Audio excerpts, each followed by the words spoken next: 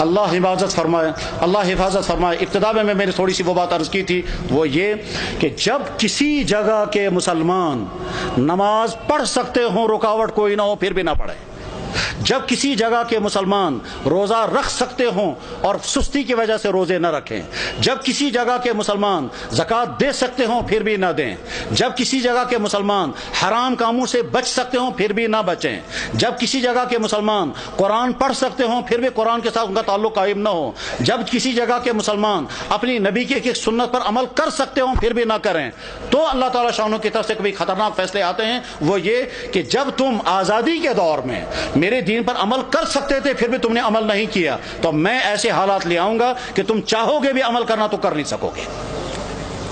اس کی مثال نمبر 1 اندلس کی میں نے پیش کر دی تھی کہ اندلس میں 800 سال تک مسلمانوں کی حکومت رہی، اور بعد میں جب خرابیاں شروع ہو گئی تو وہ حالات آ گئے کہ اگر وہ قرآن پڑھنا چاہے تو نہیں پڑھ سکتے تھے، اپنی عورتوں کی عصمتیں بچانا چاہیں تو نہیں بچا سکتے تھے، بلکہ کیا ان کی تو جان بھی باقی نہیں رہی، اور وہاں کے مسلمان یا تو مارے گئے یا عیسائی بن گئے یا وہاں سے فرار ہو گئے، اور اس طرح سے 800 سال کا مسلم ملک جو اذانوں سے آباد تھا وہ 800 سال کا مسلم ملک کفرستان بن گیا۔ بخارا اور سمرقند یہ وہ علاقہ تھا جہاں امام بخاری، امام مسلم، ابو اللیث سمرقندی جیسا انسان، وہ علاقہ کے جہاں امام صاحب ہدایہ علامہ برہان الدین مرغینانی رحمہ اللہ تعالیٰ جس علاقے میں تھے کہ جس مسجد میں بیٹھ کر کے انہوں نے ہدایہ کتاب لکھی، اور 13 سال لگے کتاب لکھتے ہوئے، اور 13 سال مسلسل انہیں روزہ رکھا، گھر والوں سے کھانا آتا تھا، وہ کھانا رکھ دیتے تھے، جب گھر والے واپس چلے جاتے تھے یہ کھانا کسی غریب کو کھلاتے تھے۔ 13 سال بیٹھ کر کے انہوں نے کتاب ہدایہ نام کی کتاب لکھی تھی جو حدیث اور عقلی علوم کا مجموعہ ہے۔ علامہ انور شاہ صاحب کہا کرتے تھے، فرماتے تھے میں ہر کتاب کا جواب لکھ سکتا ہوں لیکن چند کتابوں کا جواب مجھ سے نہیں لکھا جا سکتا ہے، ان میں سے ایک کتاب ہدایہ بھی ہے۔ جس مسجد میں صاحب ہدایہ نے وہ کتاب لکھی تھی اس مسجد میں شراب کھانا چلتا ہے۔ غرض یہ کہ جب بخارا اور سمرقند جیسے علاقے میں وہ حالات آ گئے کہ وہاں قرآن رکھ نہیں سکتے، کلمہ پڑھ نہیں سکتے، مسجدوں میں تالے لگ گئے، تو اللہ تعالیٰ شانوں کو طاقت ہے، اگر غضبناک ہو جائیں تو ان علاقوں میں بھی یہی حال ہو سکتا ہے جن علاقوں میں مسلمانوں کو موقع ہے وہ اپنی دین پر چلیں۔ میرے بھائیوں،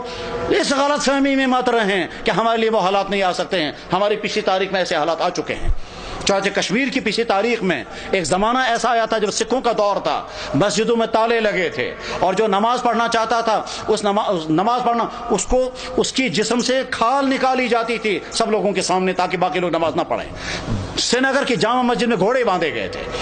تمام مسجدیں مسمار کر دی گئی تھی، اس وقت لوگ نماز پڑھنا نہیں پڑھ سکتے تھے، یہ اذانیں بین ہو گئی تھی۔ جب کسی جگہ کے مسلمان اپنی دین کی ناقدری کرنے لگتے ہیں تو ایسے حالات آ سکتے ہیں، اور اس کی مثال اس بات کی مثال نہیں کہ مسلمانوں نے ناقدری کی، وہ تو ظلم ہے، لیکن مثال ہمارے سامنے ہے برما کے حالات، جہاں کی مسجدیں ختم، جہاں کے مدرسے ختم، جہاں کی داڑھیوں کے ایک بال کر کے نوچتے ہیں، جہاں علماء کو کھڑا کر کے اور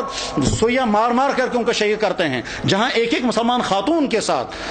20 30 بلکہ 100 آدمی بدکاریاں کرتے ہیں اور کھلے عام کرتے ہیں، جہاں مسلمان عورتوں کو کھڑا کر کے آگ لگا کر جلا دیتے ہیں، جہاں مسلمان عورتوں کی گودوں کے اندر ان کے بچوں کو ذبح کر دیتے ہیں، اور ساری دنیا کے مسلمان دیکھ رہے ہیں مگر کوئی کچھ نہیں کر سکتا۔ جب ان مظلوم مسلمانوں کے لیے کوئی آواز نہیں اٹھا رہا ہے تو آپ بے فکر یہ مت رہیں ہمارے ساتھ اگر کبھی ایسا ہوا تو ساری دنیا کے مسلمان سرگرم ہو جائیں گے۔ آج کا مسلمان بے حس ہو چکا ہے، آج کا مسلمان دنیا کے حکمران، ان کے بیوروکریٹ، ان کے تمام ہائی اقتدار طبقے وہ اپنی عیاشوں میں ڈوبے ہوئے ہیں، کسی سے کوئی امید نہیں ہے۔ اپنے دین پر جمنے کا فیصلہ کر کے اٹھیں،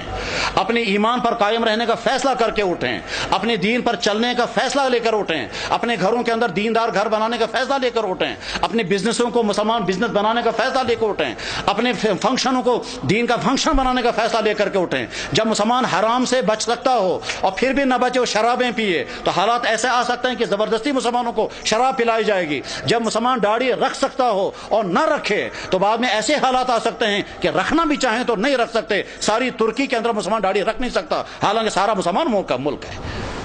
ایسے حالات آ سکتے ہیں، اس لیے اپنے دین کے ساتھ وفاداری کا فیصلہ کرو، ورنہ تو ایسا ہو سکتا ہے کہ جب تم میرے دین کے ساتھ وفاداری نہیں کرو گے تو میں تم پر ایسے حالات لا سکتا ہوں کہ تم چاہو گے بھی میرے دین پر عمل کرنا تو کر نہیں سکو گے۔ اللہ جل شانہ اس برے انجام سے ہم سب کی حفاظت فرمائے، ہمارے ان اکابرین کی حفاظت ہو، مدارس کی، مساجد کی، دین کے و دینی اداروں کی، دین کے کام کرنے والوں کی اور دین پہ جننے والوں کی مدد فرمائے۔ وآخر دعوانا ان الحمد للہ رب العالمین برحمتک یا ارحم الراحمین، آمین۔